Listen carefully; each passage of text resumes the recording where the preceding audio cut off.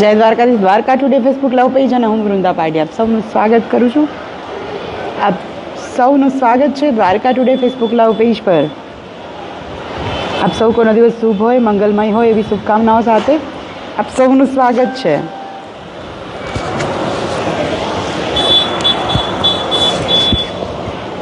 દ્વારકામાં ઝરમર મેઘની વરસાદ શરૂ થઈ ગયો છે. સવારથી લગભગ 5:30 પોણા 6 વાગ્યાથી વરસાદની જે છે એ શરૂઆત થઈ છે. થોડી વાર પડે છે, વળી રહી જાય છે, વળી થોડી વાર પડે છે, વળી રહી જાય છે. થોડી વારે ઝાપટું જ છે આવે છે. આયરનરે સાંભળેલા સૌથી પહેલી કોમેન્ટ જય દ્વારકાધીશ ભાવેશ આહિર પટેલ ભીમાભાઈ જય દ્વારકાધીશ. આપ સૌનું સ્વાગત છે Dwarka today Facebook live page પર અને લાઈવ ધ્વજારોહણ સાથે.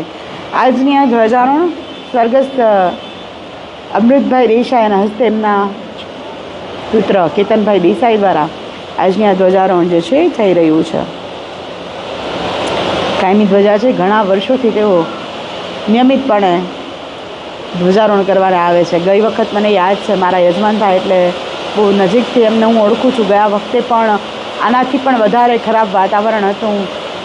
દ્વારકાનો વચ્ચેનો રસ્તો જે છે ખોડિયાર ચેકપોસ્ટ સુધી બંધ થઈ ગયો હતો. પાણી, ભરતીનું પાણી જે છે એકદમ, અને વરસાદનું પાણી ગામડામાં ભરાઈ ગયું હતું. એટલે તેઓ દ્વારકાથી લગભગ અહીંથી 15-20 કિલોમીટર 12 કિલોમીટર દૂર ફસાઈ ગયા હતા અને માંડ તેઓ અહીંયા પહોંચ્યા હતા.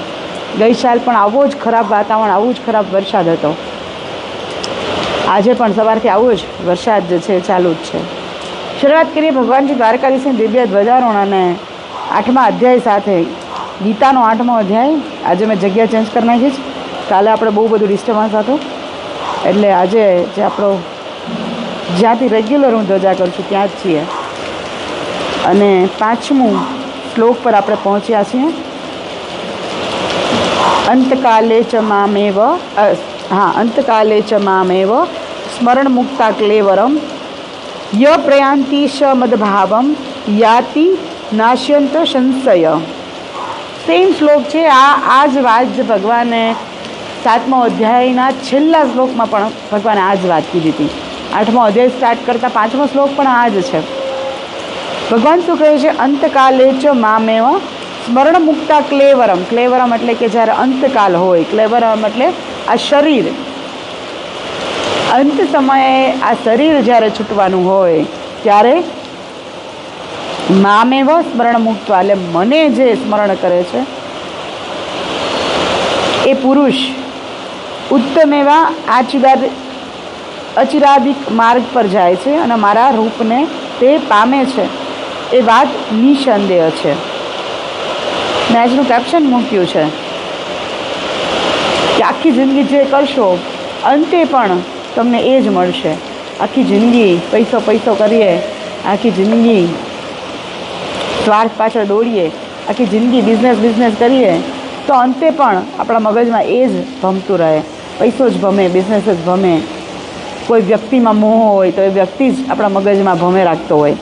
પણ જેવી રીતે આગળ વાત આવીએ ગઈ અને હજુ આગળ વાત 15મા અધ્યાયમાં આવશે કરી કે જ્યારે આપણો અંતકાલ હોય, જ્યારે આપણું શરીર છૂટતું હોય ત્યારે ભયંકર વેદનાઓ થતી હોય.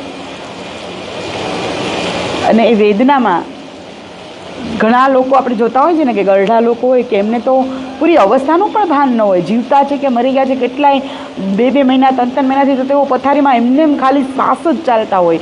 બાકી એને કોઈ જાતની કંઈ જ ભ્રાંતિ જ ન હોય, એનું શરીરમાં કોઈ ચેતના જ ન હોય. તો એ ચેતના ન હોય તો એ ભગવાનનું નામ લે ક્યાંથી, સાંભળે ક્યાંથી? એટલે અંત સમયે ભગવાનનું નામ લેવું બહુ જ અઘરું છે. કારણ કે અંત સમયે જો તમે નામ લ્યો તો ભગવાન કહે છે કે એ પછી મારા રૂપને જ પામે છે.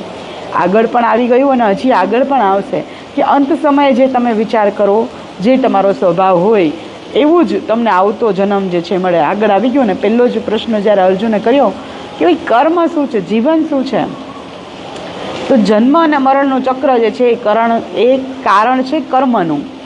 આ જન્મમાં જે કંઈ પણ આપણે કર્મ કર્યું હોય એનું જે પણ ભોગવાનું હોય એના માટે આપણે નેક્સ્ટ જન્મ મળે. એટલે કારણ છે. કર્મ એ કારણ છે. જીવન અને મૃત્યુ એ માત્ર કર્મનું કારણ છે. એટલા માટે હવે આપણે જ્યારે આવતો જન્મ ક્યાં લેવાનો છે, કેવો લેવાનો છે, એ અંત સમયે આપણે શું વિચારીએ છીએ એના ઉપર હોય છે. એક સુંદર ભાગવતની અંદર દ્રષ્ટાંત પણ એનો આપેલો છે કે એક વખત જ્યારે એક મહર્ષિ હતા, એક ઋષિ હતા, અને ખૂબ એમણે તપસ્યા સાધના કરેલી, અને ખાતા નહીં, કેટલાય વર્ષોથી તેઓ ખાતા નહીં, માત્ર ફળાહાર જ ખાતા, માત્ર ફ્રૂટ જ ખાતા. અને એમના જે ઋષિકુમારો હોય, એમના જે આશ્રમની અંદર જે છોકરાઓ હોય, એ રોજ એને તાજા ફ્રૂટ જે છે લઈ આવી દે. હવે થયું એવું કે એની તબિયત બગડી, હવે મૃત્યુ વેળા આવી ગઈ. મૃત્યુ વેળા આવી અને તબિયત બગડી એટલે એને એમ થયું કે બસ હવે મારા પાસે સમય છે નહીં, હવે હું ગમે ત્યારે આંખ વીંચવા ઉપર જ છું, હવે હું ક્યારે આંખ વીંચું મને ખબર નથી. પણ અંતે એનું જે ધ્યાન જે છે એ ભગવાનની બદલે સામે રાખેલા ફ્રૂટ પર ગયું કે આજે તો આ છોકરાઓ બહુ સારા એવા સરસ મજાના ફ્રૂટ લઈ આવ્યા છે, અને હું આ ફ્રૂટ ખાધા વગર જ મરી જઈશ તો શું થશે? અને ફ્રૂટનું ચિંતન, જેણે આખી જિંદગી સાધના કરી, વિચાર કરો, આખી જિંદગી એણે સાધના કરી, ભગવાનનું નામ લીધું, પણ અંતે એનું ધ્યાન અને એનું ચિંતન પેલા ફ્રૂટમાં રહી ગયું કે પેલા ફ્રૂટ, તાજા ફ્રૂટ કેવા સરસ છે. અને એ તાજા ફ્રૂટનું ચિંતન કરતાં કરતાં એણે જ્યારે દેહ છોડ્યો ત્યારે એનો નેક્સ્ટ જન્મ કીડાના રૂપમાં એ ફ્રૂટમાં થયો. એ કીડો બન્યા અને એ ફ્રૂટની અંદર કીડો બન્યા. એટલે ભાગવતની અંદર આ દ્રષ્ટાંત આપેલું છે કે અંત સમયે તમે જે પણ વિચારો, જેનું પણ ચિંતન કરો, એ જ તમે આવતા જન્મમાં પ્રાપ્ત કરો. એટલે અંત સમયે જો તમારે, આપણે ખબર નથી, સૌથી સનાતન સત્ય આપણા જીવનનું જો કોઈ હોય તો એ મૃત્યુ છે. ખબર જ નથી ક્યારે આવશે, કોઈ જ જાણતું નથી ક્યારે શું બનવાનું છે.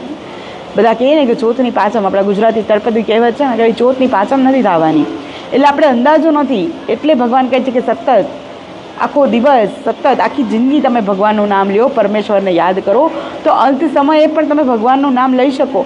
કોને ખબર, અત્યારે બોલતા બોલતા કોઈને કંઈ પણ થઈ જાય, તો એટલીસ્ટ ભગવાનનું ચિંતન કરતાં કરતાં આ દેહ છૂટે, ભગવાનનું ચિંતન કરતાં કરતાં આપણે મૃત્યુને અપનાવીએ. એટલે પ્રતિક્ષણ ભગવાન કહે છે કે જે મને યાદ કરે છે, કે જે મને વિચારે છે, જે મારું ચિંતન કરે છે, જે મારું નામ લે છે, અંતે હું એને મળું છું. પણ આપણે ત્યાં પૈસો મારો પરમેશ્વર, હું પૈસાનો દાસ, એ પણ કહેવત સામે જ આપણી તરવરે છે. એટલે મોસ્ટ ઓફ લોકો જે પૈસાની અંદર મોહ રાખે છે, અથવા કોઈ વ્યક્તિની અંદર મોહ રાખે છે, ઘણાને સક્સેસ લેવું છે, ઘણાને ક્યાંક આગળ જવું છે, ક્યાંક પોતાના બિઝનેસમાં ભયંકર તરક્કી કરવી છે, તો સતત એનું ધ્યાન, સતત એનું ચિંતન એના બિઝનેસમાં જ હોય છે કે ભાઈ મારે બિઝનેસ આગળ વધારવો છે, એના માટે મારે આમ કરવું છે, આમ કરવું છે, આમ કરવું છે.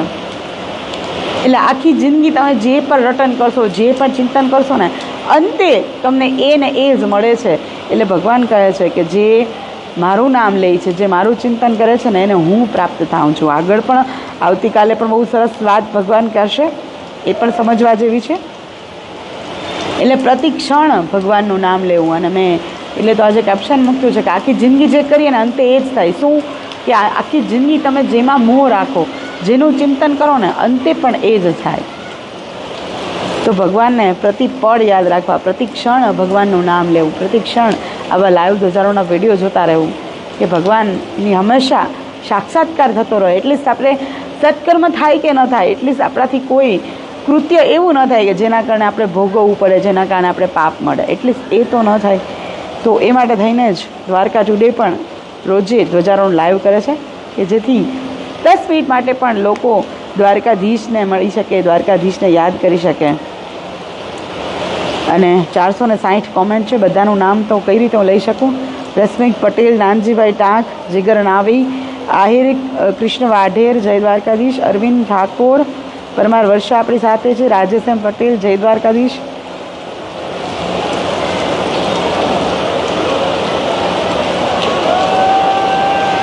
અને આપણી સમજ ભગવાન શ્રી દ્વારકાધીશની રંગબેરંગી ધ્વજા ખુલી ગઈ છે. ગુલાબી, પીળા અને બ્લુ રંગની સૂર્યચંદ્રના ચિહ્નોથી અંકિત સુંદર એવી ધ્વજા. આજની આ ધ્વજારોહણ સ્વર્ગસ્થ અમૃતભાઈ દેસાઈના હસ્તે એમના દીકરા કેતનભાઈ દેસાઈ દ્વારા આજની આ ધ્વજારોહણ જે છે કરવામાં આવ્યું હતું. તો આવતીકાલે ફરીથી મળીશ ભગવાન શ્રી દ્વારકાધીશની દિવ્ય ધ્વજારોહણ સાથે. ત્યાં સુધી like, comment and share. Dwarka today, Vrinda Padhya. સૌને જય દ્વારકાધીશ. વરસાદ જોરદાર છે, તમે જોઈ જ રહ્યા છો. વાતાવરણ, ધજાની આજુબાજુ કાળા ડિબાંગ વાદળો. અને ખાસ અબોટી બ્રાહ્મણ માટે પણ કોમેન્ટ કરજો કે આવા વરસતા વરસાદની અંદર આવું વાતાવરણ ખરાબ હોય તો આટલી હાઈટ ઉપર, આટલી ઊંચાઈ પર અને કોઈ પણ જાતના સલામતીના સાધનો વગર તેઓ રોજ ધ્વજારોહણ કરે છે. વરસાદ ચાલુ છે, પવન પણ ચાલુ છે, હું પણ અહીંયા માંડ ભીનાની અંદર લાઈવ ધ્વજારોહણ જે છે તમને કરી રહી છું. મારા મોબાઈલ પર પણ વરસાદ જે છે એના છાંટા પડે જ છે. એટલે બહુ જ અઘરું છે, પણ દ્વારકાધીશની માત્ર શ્રદ્ધા છે એમના ઉપર, અને આપ સૌ પર પ્રેમ છે કે ભાઈ બધા જે રોજે 30,000 થી 40,000 લોકો રોજ લાઈવ ધ્વજારોહણમાં જોડાતા હોય છે, લાઈવ ધ્વજારોહણની રાહ જોતા હોય છે, દર્શન કરતા હોય છે, તો એમના નાસીપાસ ન કરવા, એમના સુધી દર્શન પહોંચાડવા એ ધ્યેય સાથે આપણે 6 ધ્વજામાંથી 1 ધ્વજારોહણ જે છે એ લાઈવ કરતા હોઈએ છીએ. આવતીકાલે ફરીથી મળીશ આ દિવ્ય ધ્વજારોહણ સાથે. ત્યાં સુધી like, comment, share. Dwarka today. Vrinda પાડ્યા સૌને જય દ્વારકાધીશ.